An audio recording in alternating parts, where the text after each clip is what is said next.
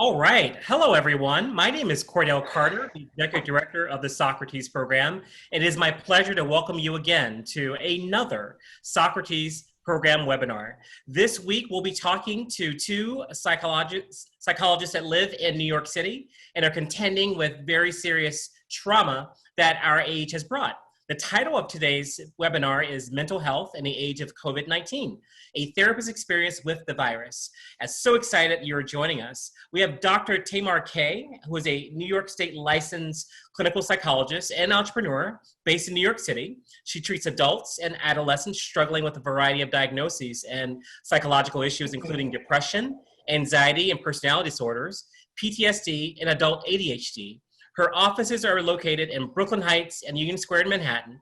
And prior to starting her full-time practice 20 years ago, Dr. Kay spent 8 years on staff at NYU Medical Center and the Department of Neuropsychology at the Russ Institute of Rehabilitative Medicine. We also have Dr. Richard Danieli, and he has been in private practice as a licensed psychologist for over 35 years in New York City and Pound Ridge, New York. He has extensive experience treating adolescents and adults with anxiety, depression, personality disorders, as well as patients suffering from stress associated with chronic medical conditions. While in the faculty of the New York University Medical School, he held the position of clinical instructor for over 12 years. At the Russ Institute of Rehabilitative Medicine, also at NYU, he was a professional research scientist for over 16 years. Finally, he's an adjunct associate professor in clinical psychology at St. John's University. As always, please put your questions in the Q&A box at the bottom of your screen. I know that you'll enjoy today's conversation with Dr. Kay and Dr. Danieli. Richard and Tamar, the floor is yours. Hi there, Cordell. How are you? I'm not seeing Richard right now, but are you here? Start my video, it says. I'm assuming I click that. Okay, great. You're on, Richard. Okay, great. Perfect, great. Okay. Hi there. Hi, everyone. Richard, I'm going to leave it to you to start. Well, go ahead, Tamar. Just maybe you could add something on a personal note if you'd like, or elaborate on your work with patients, and then get right into the topic of COVID. Sure. Go right ahead. Hi, everyone. I'm a psychologist in New York City. I've been a psychologist for over 20 years. I started learning mostly psychoanalytic, psychodynamic treatment at Tufts University Counseling Center, and then moved to New York, where I started at the Rusk Institute, where I spent 8 years doing training and clinical work. Found my way to clinical practice, and I have been in private practice for the last over 15 years in Brooklyn and Manhattan. I also contracted COVID-19 on the 15th of March. And in New York here, I don't know how many New Yorkers we have with us, but those of us who have had COVID, we kind of have our dates. And mine is the 15th of March. And that was 2 weeks prior, 2 weeks following the initial case in New York of a lawyer in Westchester. I was shocked. It came out of the blue. I thought I was having a back injury or something, and I went running to try to shake it off, and it ended up in a very high fever.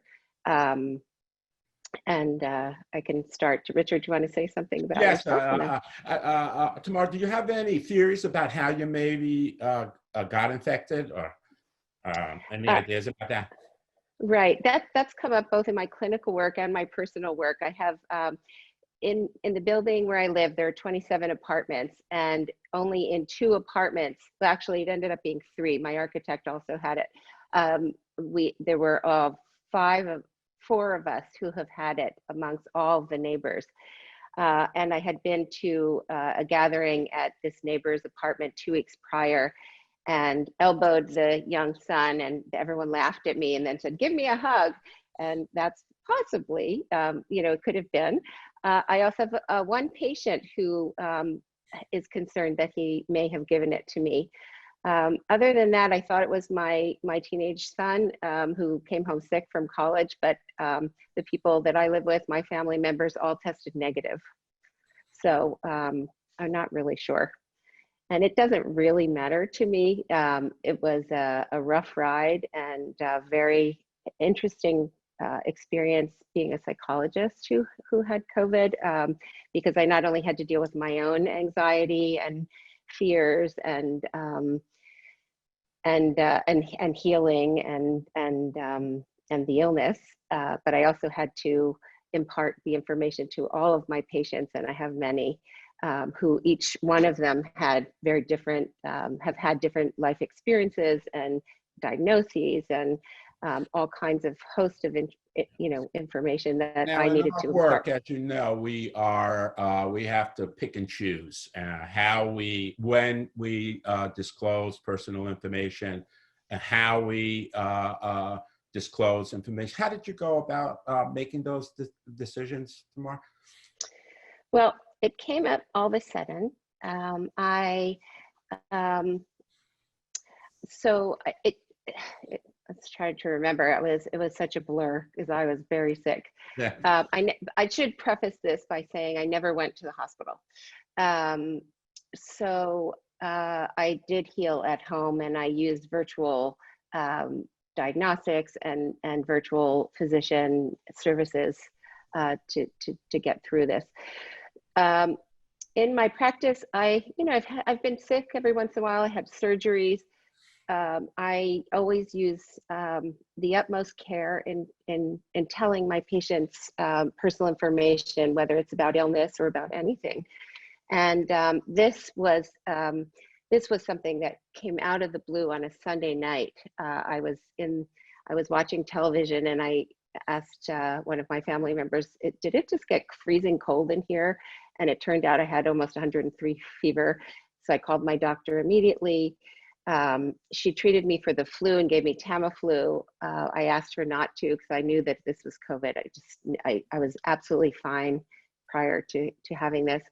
It was a Sunday night. I was tested on a Wednesday and found out on Monday that I did have COVID a week later. And so I see patients Monday morning. I have a full day of patients. So I actually had to start to write people, and depending on my relationship with them, depending on the diagnosis, depending on all kinds of factors, I started to decide in text message and sometimes following up with voicemail, depending on the person I'm engaged with. Most of them, I said, I'm coming down with some flu symptoms. I feel fine. I assured everyone that I felt fine. And some people I followed up with phone calls. But I did that immediately because I had to cancel. I was way too sick to see people, and it's so rare for me to cancel a session on a Monday. Yeah, I imagine because it was so acute and sudden, it was the elephant in the room. You had to address it. It was the elephant in my room. Yes, right. The other issue was that that I was seeing patients up until that time. I was out and about. I did my co-op shift at the Brooklyn Food Co-op, the Park Slope Food Co-op. I ran in and saw patients in both offices on that Thursday before I was ill, and I'm sure I was contagious.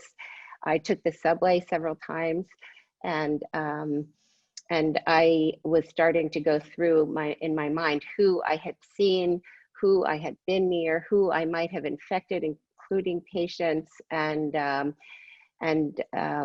patients had lots of different reactions and responses to my telling them. I ended up, I don't know how many people out there have had COVID, but you go through, or I went through these waves. I had childhood asthma and had some, quite severe bronchial issues, ended up on an antibiotic for some pneumonia. But there were days and periods of days when I actually felt fine.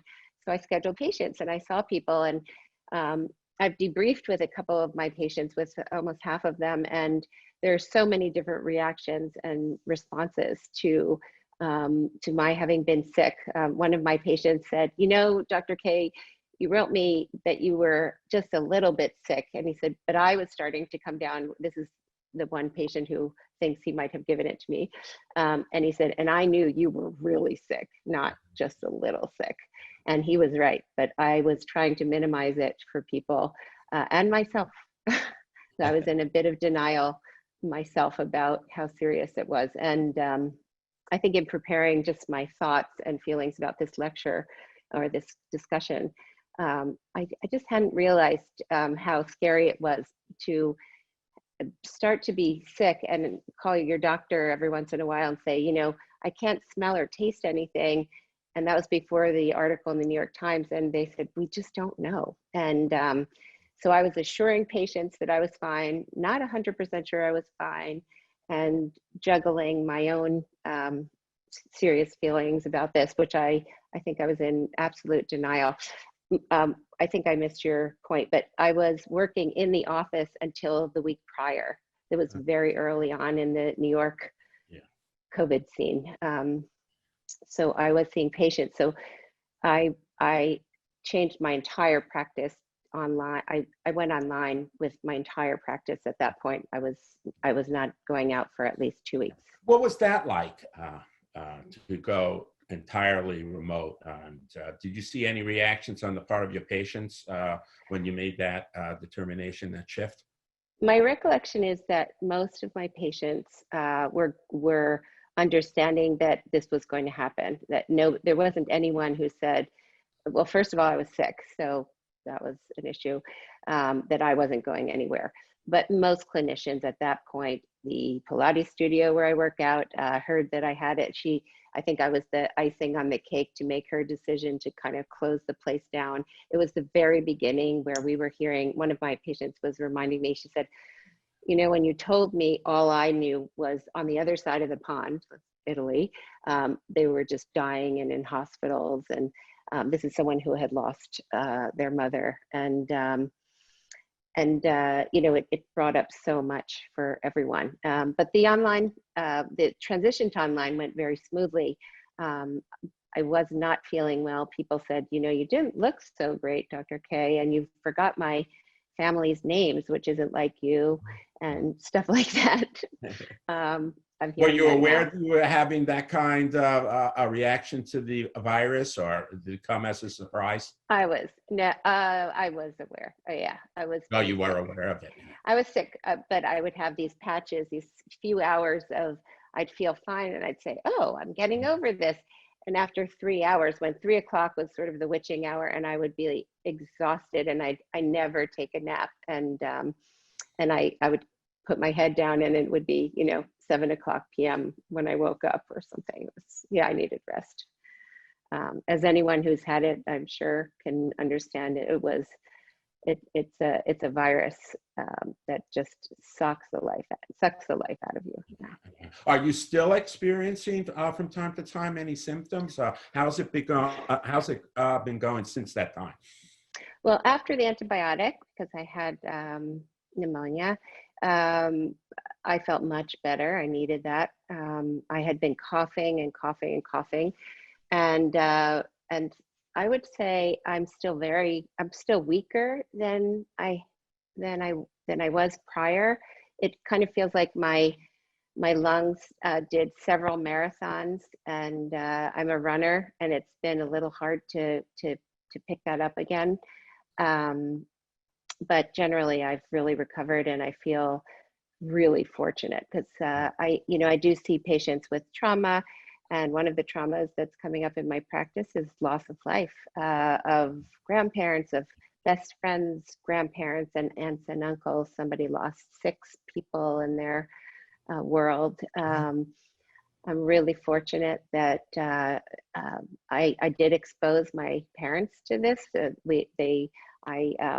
I picked them up at the airport, and I said, let's just pretend that I have it or that I'm prone to it. And fortunately, I didn't touch any of the luggage, but instead of calling an Uber, they wanted a family member to bring them. And in fact, I was the one, and I was COVID positive and had no idea. So it was, you know, I just going back, there's a lot of guilt. There's a lot of survivor guilt. I'm enrolled in a study at Mount Sinai, a plasma study, and just walking into a hospital, even though you don't go into the actual hospital when you donate plasma, it's it's really humbling experience. And the nurses who take your blood, they want to know your experience. I think it's less so now. When I had it, it was very, very new, and it was just hitting New York City. But now I chose to be very public. I wrote a note to my building to let everyone know what was going on. And the responses were, do you need gloves? Do you need masks? Please stay in your apartment. Sure. Not so directly. People were scared. Yeah. Yeah, a lot of fear. So one issue certainly that's come up in your practice is that patients, we all, I imagine, on some level, see the face of death, mortality issues come up. Yeah. And loss, profound loss. For sure. And one of the ways that I dealt with it, someone asked about coping strategies. I worked at NYU Medical Center for 8 years, and in Cobble Hill, Brooklyn, we have a medical center through NYU Langone. And I just felt like I needed to give back. And I know this about myself, that giving back always helps me feel better. And at the time, we have nextdoor.com, and I was watching and listening to these neighbors. It was the only sort of social connection I could have while I was laying in bed for 2 weeks, or being inside, cooped up. And so I saw that the local bagel place was going down and going under, and someone was really worried about this. So I said, I'm gonna do something good, because I can't get to Manhattan and Midtown to give my doctors, who, by the way, looked terrible online. They were exhausted. Yeah. And I asked them, do you have COVID? And they were like, no, we're just really tired.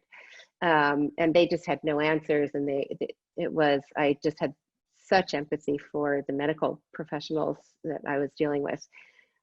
Anyway, I ended up bringing a bunch of bagels and spreads over to the emergency room, and they were just starving and had nothing. And it was before the age, I don't know if anyone's here from Brooklyn, but there were movements started where the entire neighborhood, and our neighborhood, I ended up connecting with the woman who was trying to save the bagel place, and we ended up collecting $10,000. And I was post-COVID 2.5 weeks, I think, when I started this, but we brought 40 days of 2 meals a day over, with the help of the community. And looking back on it, that was one of the ways that I coped with my fears of mortality, my fears of having to go into the hospital because I was asthmatic. If I'm out and about, and if I'm sturdy enough to be here, nothing's going to happen. I think another way of sharing with my patients, I'm okay, don't worry, I'm coughing. One of my patients, I actually said, I'm going up to do a Pilates class, because I've been working out with all of my things that I always do, my personal things. Never in my life would I talk about this with my professional life with patients, never. But you were a model for your patients in so many ways. I think that's the strategy you're talking about. Yeah, and she said, it was when you told me you were going up to Pilates that I could rest assured that I wasn't going to lose my therapist. And, people actually thought I was going to die. And I don't think that really, I couldn't let that cross my mind. I was really afraid when I look back on it. But I think coping strategies, I looked up my old yoga instructor from 9 years ago, and he was online, and I'm doing yoga with him every day. And that's brought such joy to my life. And he thinks he's going to close his studio and just do it online. There are people from all over the world beaming in, including India and Canada. Coping, I think it's very hard to think about coping strategies when you're alone. A lot of my patients are completely alone. I'm really fortunate that I have family members. I have a dog. I have colleagues. But many people that I see, one in particular I'm thinking about, they're really alone. And normally my suggestion to people is sometimes go out and socialize and be with people. And you can't really do that when when you're dealing with a global social pandemic. deprivation was another issue that really came up, even for those people who escaped getting the virus. the That's social right. deprivation. That's right.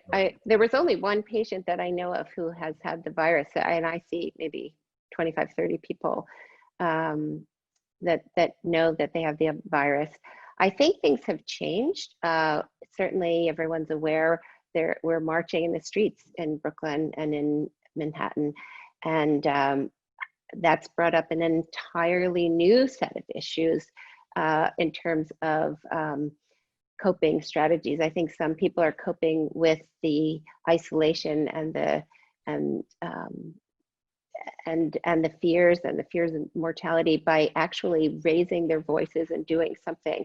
And it's a time of change in New York City and in the world and in this country. And you know, being in my own apartment, treating people for the most part, online. It's a very, very interesting time. I could say a lot about it, but I'm not sure where to. One issue certainly is how the form social deprivation takes. Interacting with people, communicating with them, being at socials is one way, but there's also an absence of touch. Yes, and I have had, patients who don't tend to cry have been crying, and there's an absence of, in a therapy room, in an office, in my office, sometimes my glance or my eyes or my presence is as if it were touch. And because we're near and we can hear each other's breathing and there's something very holding about that. I've had to work a lot harder, and I know we've talked about that, you have also, about providing or figuring out a way to provide something akin to that for patients who really are living alone, whether they're at graduate school and in their own apartment or working in some way and just too afraid to go out. I have patients with extreme anxiety and phobias who are agoraphobic, and not going out is sort of like, oh yeah, I don't have to go out, but after a while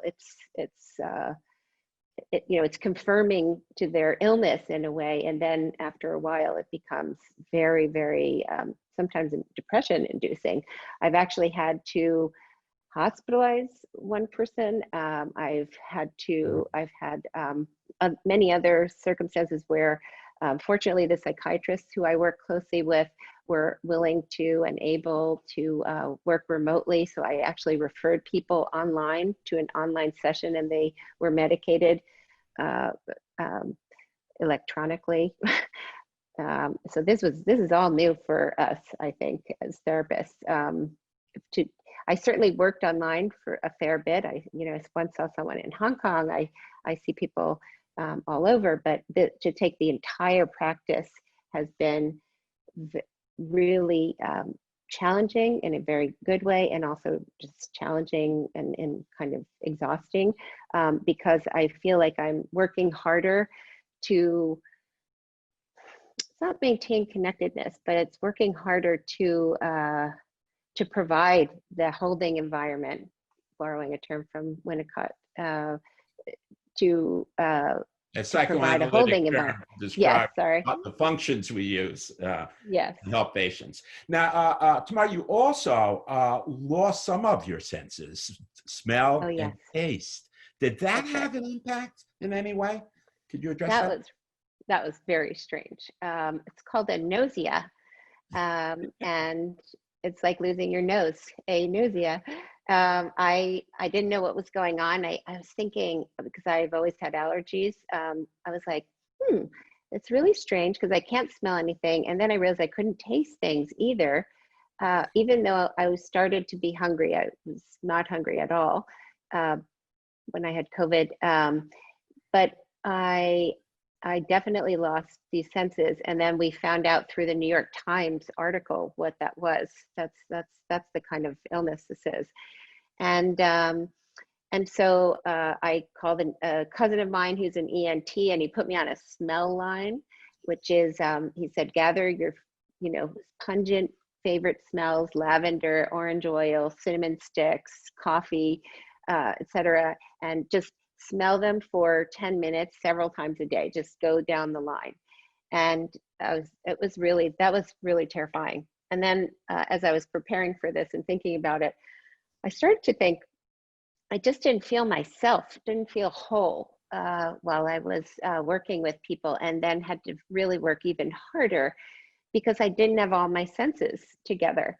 And it was just a sense of, am I me? I know I am. And people were interacting and engaging with me as if I was the same old me, but I was working with like a cylinder less than I was accustomed to. And it was, and I didn't even realize I was having the problem until I realized, I started to say, well, I can't smell anything. I will say that we had some anarchists setting fires outside the house the other night, and I was the only one in the house to smell it. And then I was so happy that I got my sense of smell back. I wasn't happy about what was going on outside, but I said, oh, now I know. I think this is good. But I've spoken with people like my chiropractor, who I was supposed to have an appointment with that Monday that I got sick, wrote me a very curt message, couple of curt messages from people. Everyone had COVID, but it was just too sick to write anything. And he still doesn't have his full senses back. I think I do. It's hard to be certain until they're all back, but I feel like it was almost like a sense of touch that I was losing. When you don't have your sense of smell or taste, Yes. it's something and there are people who lose this. I worked in rehab, and it reminded me there are people, who lose this and never regain it, when they have terrible viruses. So there may be people, I haven't checked, but I'm sure there are going to be people with COVID. It seems to me like the people in my world are getting the sense of smell and taste back, but it's uncertain, and people do lose it, according to my ENT cousin also. I see. So this has also been a real stressor for patients and the population at large, that we lost this ability to connect with others in many ways. How about dating your patients? What's come up around that issue? Because certainly that's a good question. Yeah. So the majority of my caseload is, I would say, 20s through the 30s into the early 40s, but a lot of millennial young adults. And this was a kind of blow to many of them. So on one hand, it was a real blow. It was sort of like, oh, this wasn't hard enough, and now this. Some of them got right into the dating scene and did Hinge and this and that, and they were having virtual drinks and virtual engagement dating. One person I know actually has met someone, and they are taking advantage of the city as it is, and having in New York City now, it's kind of like Mardi Gras. You can go on the street, and all the bars and restaurants are serving alcohol in cups. So she actually was staying with the parents for a long time, and I would like to talk about that too. This kind of rapprochement with people moving back in with parents, and met someone online doing this virtual dating and doing rooms, going in the rooms and stuff like that. And they snuck up onto the building's rooftop. So they're finding new ways to kind of connect with each other and doing it in a socially distanced way. And so there have been many varying experiences with this.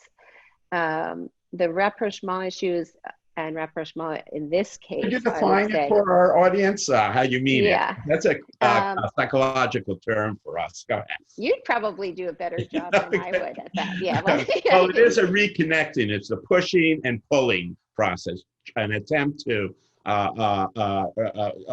establish autonomy, separation from family or parents, but yet still holding on. Did you see that kind of dynamic? Yeah, it's really interesting. I saw this with a couple of colleagues and with patients. s- and it was interesting where it didn't happen also, but many patients got very fearful all of a sudden, and their parents were fearful, or their caregivers or whoever had raised them, mostly this was parents, and they rushed back out to the suburbs or to Connecticut or other places from being sort of alone in the city, dating and being, living with roommates or living alone and having their independence, to going back into this dependent kind of situation. Even people with young babies did this. And there were all kinds of reactions and responses. So here I am doing phone work with patients in their parents' homes who we've talked about for maybe 9 years or something, or 3 years or whatever. And that was also very interesting. They were, lying in their childhood beds in some, instances, talking about, all kinds of stuff. And that was really something. And I really had to, bring up, what is it like kind of going backwards in some ways for some of them. Yes. And some of them felt this was really holding and very important. But the old conflicts kind of rose to the surface in a way that we've actually we've actually gotten a lot of work done and been able to address it because it's in vivo. So that was kind of interesting, but it's different for each patient. I really want to stress that there's not one instance when I can say that something worked or something held or something was experienced by all of us, except I could say fear and anger. I think you've used the NASA astronaut literature. Oh, yes. You want to Yeah, address that? I found that really, really helpful. I think you could speak to that. I think that we're all going through this, and I think that could be understood in the coping area too. But you might want to Sure. you're definitely, yeah. One model that we talked about was borrowed from the metaphor of astronauts going into space. When they first take off, they're excited and anxious. But yet they are actually almost enjoying the experience. I think initially in lockdown, that's what many of us saw with our patients. Hey, this is a new experience. It's very, very frightening, but they were going to embrace it. Then there's a period of time when it's a kind of coasting. Things kind of settle down. The excitement and initial fear of the takeoff diminishes. And there's a coasting. But then there's more conflict that comes in, and you would see it in crew members. There's tension that evolves due to the profound lack of social contact, the deprivation. And there's this struggle. But there is a holding on to hope upon reentry, that they'll reenter at a better place, actually, than when they took off. Do you see any parallels in kind of your work with patients, seeing any of these transitions now, especially that lockdown, things are opening up, and we're on a reentry period? What's your take? For sure. Yeah. Well, in New York City, we apparently are going into phase 2. I don't even know what that is right now, but offices are opening, and I think you can eat outside at restaurants and stuff like that. But that was such a wonderful metaphor. I really use that and think about that, because the other thing that did happen that was kind of a group situation, and many of my colleagues have had this experience. I haven't had it so much, but in certain circumstances, and in this one I have, where I've actually been going through, except for 9/11, but the same experiences as my patients in certain kinds of ways. And so it seems to me like everyone got kind of cranky, and not everyone, but I know in our house, trying to find a quiet space. I will share, I've actually worked in my bathtub. On occasion, it's the only quiet space. I have a college kid who came home from college. So talk about rapprochement. I was so happy to get him out, and he was happy to be out, and he was back in with us. And it's been both a struggle and a joy. We've done sourdough bread baking and all kinds of wonderful experiences that we never would have had. But on the other hand, finding space in the apartment where everyone is doing their own thing, studying for finals, running a business, speaking to patients. And in my line of work, you need real privacy. That's occurred. But I think we're in this phase of, ooh, things are opening up. Things are, kind There's of an like the excitement. space. Yeah. Yeah. But I will say that in the very beginning, I don't know if people have shared this, but one of the ways I think I got through the early phase of this was humor. And people were sending me, and I was sending the most hilarious COVID jokes and memes. And it felt kind of like this guilty pleasure staying home and reading jokes or something. And it, I think as an aside, I can also say that I'm somebody who's out and about all the time. And this has taught me something about staying in and being it with myself in a way. And and I've talked with patients about this. And I think, one of the things somebody, asked about coping and I would say coping is one thing, but getting help is another thing. And I think if you're really struggling with depression, with anxiety, with anything, with loss, with profound loss, it's really important to get help and seek help. And there are lots of ways to do that. I'm sure Cordell and I can coordinate, ways of getting that information to people and with your help. But it's, I think there are ways to cope, and then there's really understanding when you need help, whether that's, therapy, whether that's medication. My project at the hospital ended up being a little bit of therapy also, because people found out I was a psychologist when we were bringing bagels over, and I actually may have been to a group there, but people are experiencing profound loss. I went to when I finally felt better, we went and brought our bicycles to be fixed. And the guy at the bike shop lost his 34-year-old son, who was a technology worker in the prison system. And he had died a few months prior. And I was crying with him in the bike shop, some guy I never met before. I invited him to come to my office. He hasn't called yet, but he said he may. And, just trying to throw the net out and find whatever social connections you feel can be supportive. It's truly felt in New York like in some ways we're all in this together right now. I think the unrest, the necessary unrest, what's going on, everyone's kind of bounding out of their apartments. I have some mixed feelings about the spread of COVID. And yet so many feelings about how important the Black Lives Matter movement and all of the excitement that's in the air and stress. But this is bringing another level of stress to the practice, and to patients. In what way? How are well, you? a lot of people, I've had people, really, a lot of my patients are marching. People want to find a way to have their voices heard and yet are really afraid to get COVID. They are, it's a big question. There's a lot of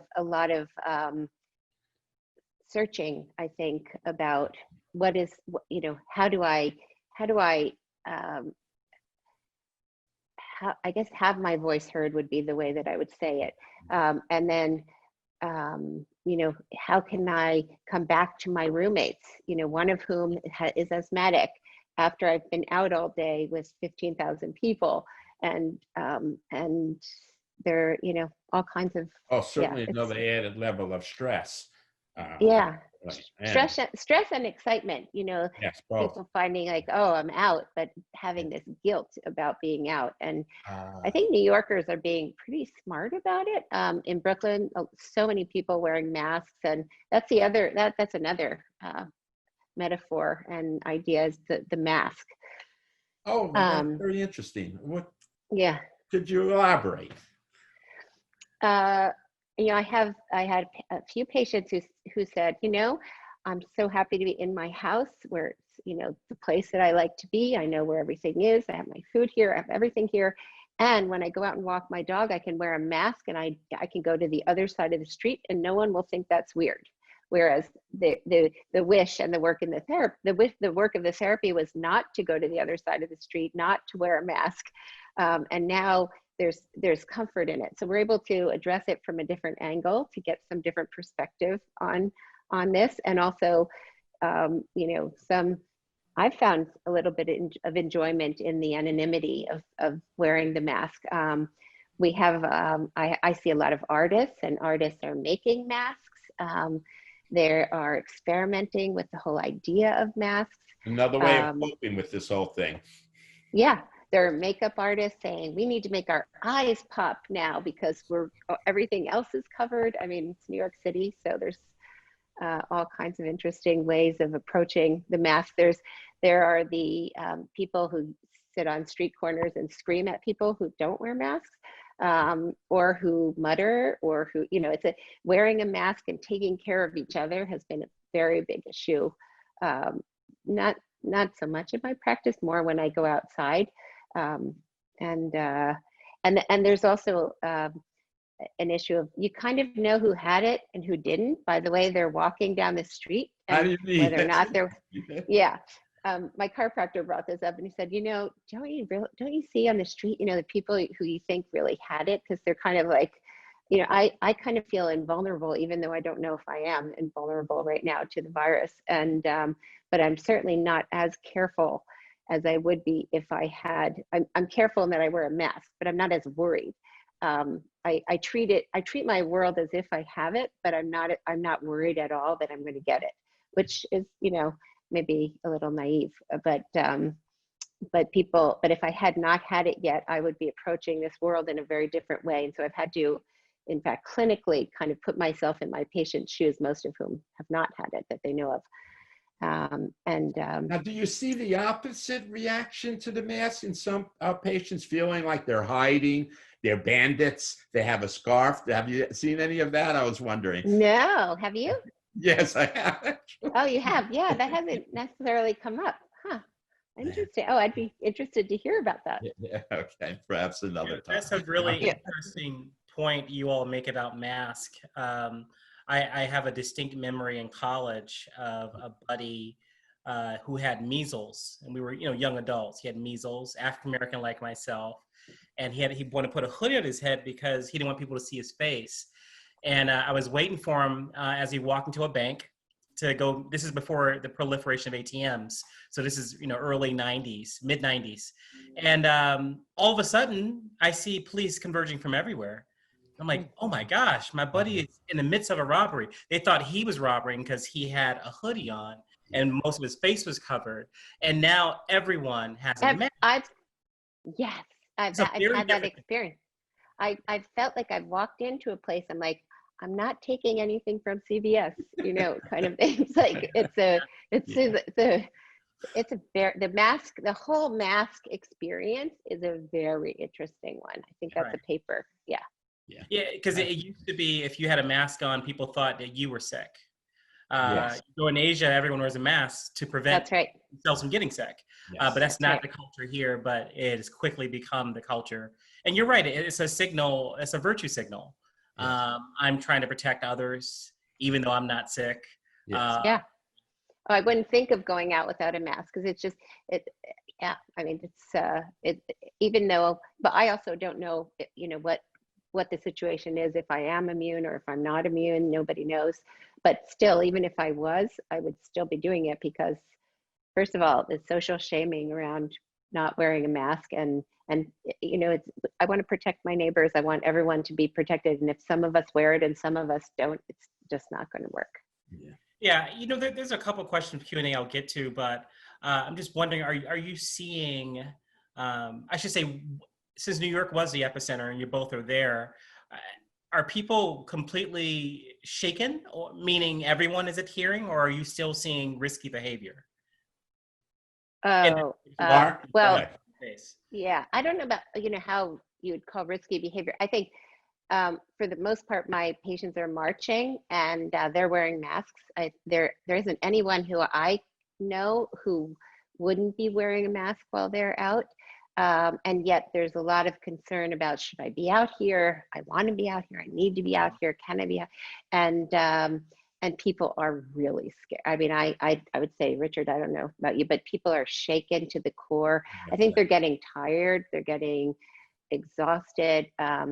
But people are taking it really seriously because it's terrifying. A lot of people have had peripheral loss of, someone's childhood friend lost first the father who was in a nursing home, then the mother in another nursing home, and just some terrible, terrible experiences. And it seems like that's not, that's not letting up how scared everyone is. And yeah. Is that what your observation is as well, Richard?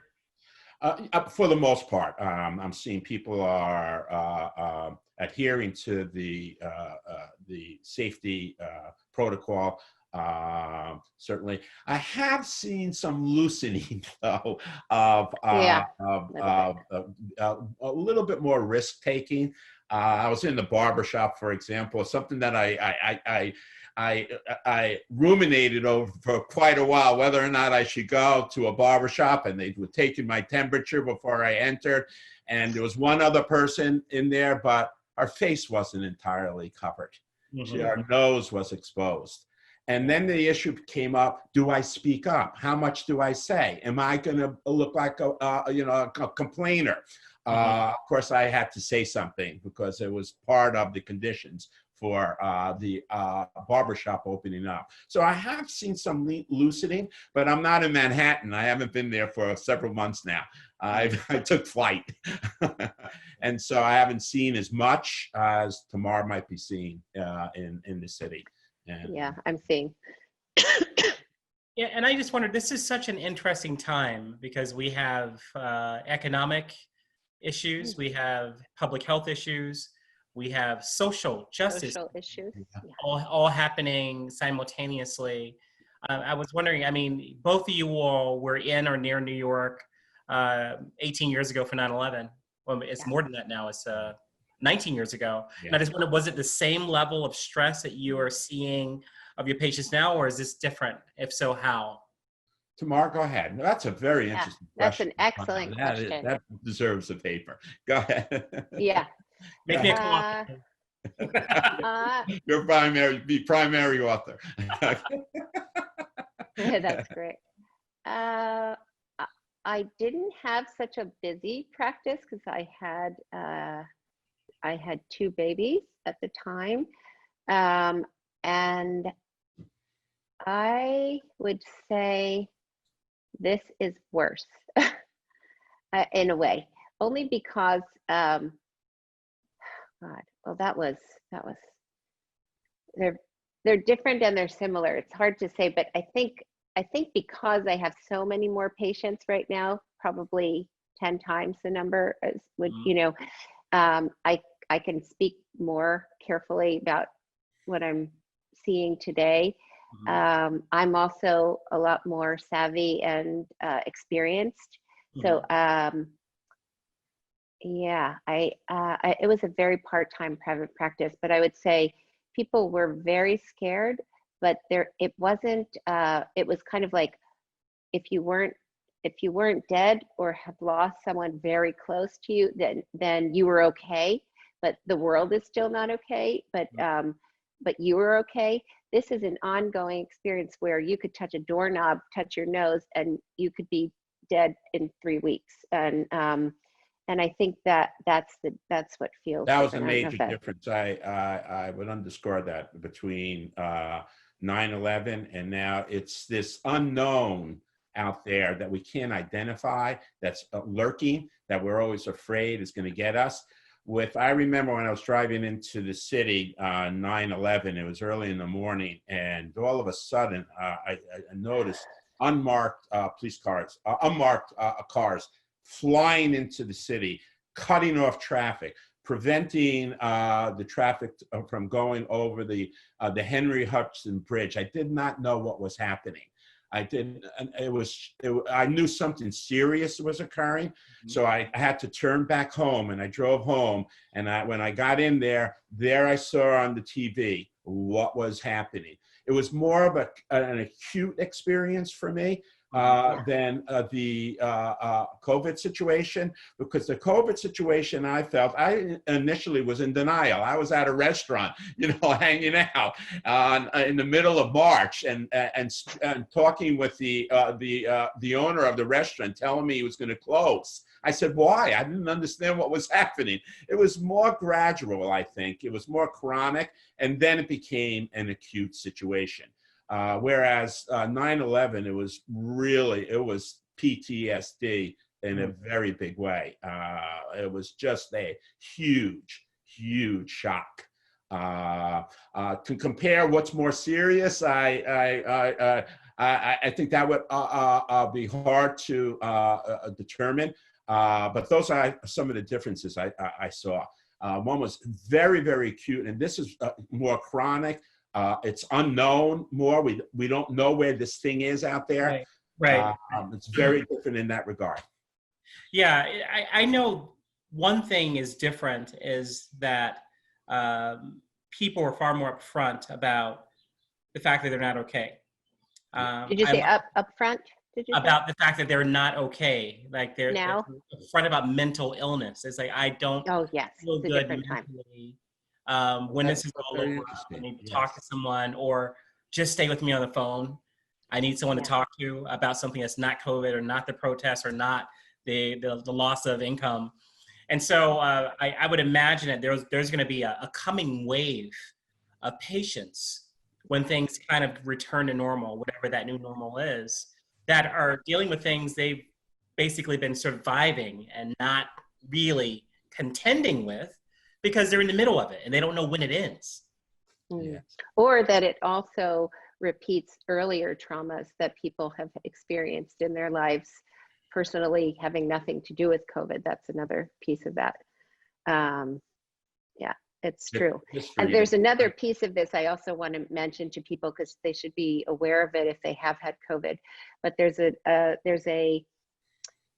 I was sent 2 papers by one of the psychiatrists I work with, the neuropsychiatric sequelae to COVID. So what that means is that people who struggle with bipolar disorder, schizophrenia, are going to have potentially some of those kinds of symptoms erupt as a result of the, actually, they were really complicated pieces to get through, but the, related to the virus, let's say. So, if you're prone to depression and you're lying in bed for 5 days, you may actually end up depressed or experience some depression because of some of the reasons we've already talked about, but also neuropsychiatrically, those can happen. Great. So, I'm sorry, Richard, do you want to say something? Yeah, I appreciate the point that you made as well. I think their mental health has become more center stage now than it was before. People are appreciating the importance of therapy and their mental health much more so than prior years. I think there's going to be a shift.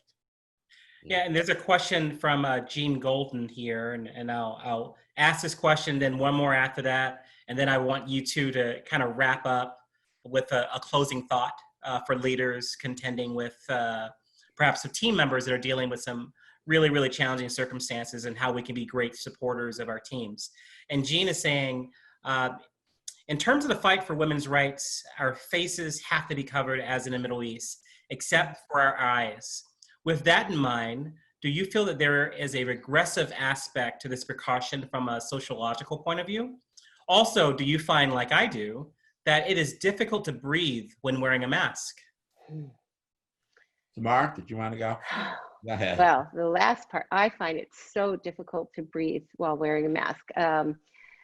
And I've tried many different masks. and then there's the guilt of wearing it in a way so that you can shift it over and so forth. The first part of the question, that's very interesting. I, I've had some time to sort of open all the magazines that were in my office that nobody's reading. And I was looking at, I was reading an article, I don't remember where it was, but on Afghanistan, and seeing these women in burqas online waiting for 3 items. It was oil, rice, and something else. And we were trying to figure out how to get through the Whole Foods line or the Co-op line and wait 2.5 hours for food. And I think that I don't, I see some millennials who kind of challenge the system. So they're wearing very funky masks. We talk about the masks. I see it as a very kind of Western adaptation in a way. But I myself, in wearing the mask, I've been to the Middle East and have worn different kinds of robing and clothing, and I don't feel that with the mask. I don't think, as a general rule, my patients have felt that way. I think they feel it. It's it's more akin to the oxygen mask that comes down in the airplane, that we need it to breathe, to live in a way. I think that's more my I have to think about it a little more, but I think that I see both points. I mean, I see both of those issues coming up, and I felt that when I have covered my head in some ways more than when I'm wearing a medical mask or something. But Richard? In my practice, I haven't had that discussion. It would be very interesting, though. I would think around masks in particular. I've had extensive talks with women, though, on head dressings in general, and what it means. The head dressings and from different cultures in the Middle East, in Africa, and even in America, in different religious groups. In Catholicism, for example, there's a headpiece that women need to wear when they go to church. We see this in Judaism. We see this in many different religious groups. But we also see a difference in terms of culture.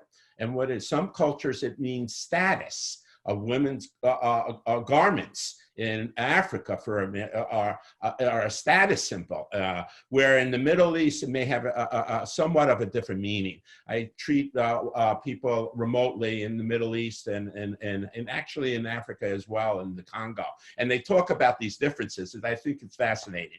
Now, whether or not it's a regressive phenomenon, that's a psychoanalytic question. What gets stirred up in the unconscious as a result of the externals? That would be very interesting to entertain, because there we look at individual differences rather than cultural differences based on a person's experiences. That's what's unique about psychoanalytic as opposed to other models. We look at the individual rather than the group as a whole, to find out what a patient's experiences have been. Even in terms of lockdown and being isolated, some people appreciate and enjoy the lockdown, because they're all of a sudden they don't have to be labeled as different because they're not social. Mm-hmm. But other people might have a very different, even though a diagnostic category might be the same, if they grew up and their parents forced them to be locked in the room as a result of, as a form of punishment. Their experience with lockdown is going to be very, very different. That's when I begin to look at the more psychodynamic, psychoanalytic interpretation and regressive phenomena. Right. So one quick piece of advice from both of you all to leaders that are dealing with teams that are remote, that may be suffering in silence. What is the one thing I should be saying to our team members? I would say, yeah, I could try. I would encourage them to get help, and I would try to have a list of resources, not just say, oh, you guys should get therapy or check your insurance company. I would try to find, some therapists in the area, some clinics in the area, some hospitals that have, so for example, we have psychoanalytic clinics through NYU who are low fee and so forth. I would, offer to help people and walk them through it. You could, refer them to somebody who may know or understand, but not just, hey, you look kind of depressed. I've actually had to hospitalize someone who was somebody who said, everyone's now doing what I've always done my whole life, but 3 months later, it got really complicated. And so you never know, but, look at someone's face, and if they're, have a private conversation with them. I wouldn't do it in a Zoom meeting. Acknowledge and let people know that you have an open door policy about, trying to help people find the help that they need. Yeah. Thank you, Tamar. I would certainly second that, Tamar. I would just also add that in terms of that model around re-entry, I think it can be also seen on some level as to hold on to hope, that there's light at the end of the tunnel here, that it's not dire, that growth and progress is never linear, it's bimodal. And I think that looking forward, we can come back to a greener environment, changes, very positive changes. And we've learned a lot more about safety and the impact that the environment could have on us, especially germs. So we may be also at a very different place where we can benefit from the experiences we're having now. And I also think that with teletherapy, therapy is more accessible than it ever was. And I think people should take advantage of that. That's all there is now, but that will change. And sometimes going into an office and having that anxiety can be overwhelming for people if they're not in New York. Most people are kind of, there are people who are anxious about it, but most people kind of, it's part of our daily life here, or some people's. But there are many people, maybe even sort of course, in New York also. But I think that take advantage of the resources that are. And I did a seminar in DC last October about teletherapy and telecommuting and so forth. And we as psychologists are learning a lot about it, trying to make it a better environment for people, and it's not so it's more common and more used than ever before. Great. Well, Tamar, I second that. Thank you all so much. We have benefited so much from your story, and thank you for all that you do for people that need your professional assistance in New York and beyond. Ladies and gentlemen that have joined us in the webinar today, thank you for joining us. Our next webinar is going to be on July the 2nd, and the title is Private Equity and Public Health, a market-driven collaboration to reduce pandemic risks, food waste, and climate change. Thank you all, and see you next time. Thank you, Cordell. Thanks for having us. Appreciate it.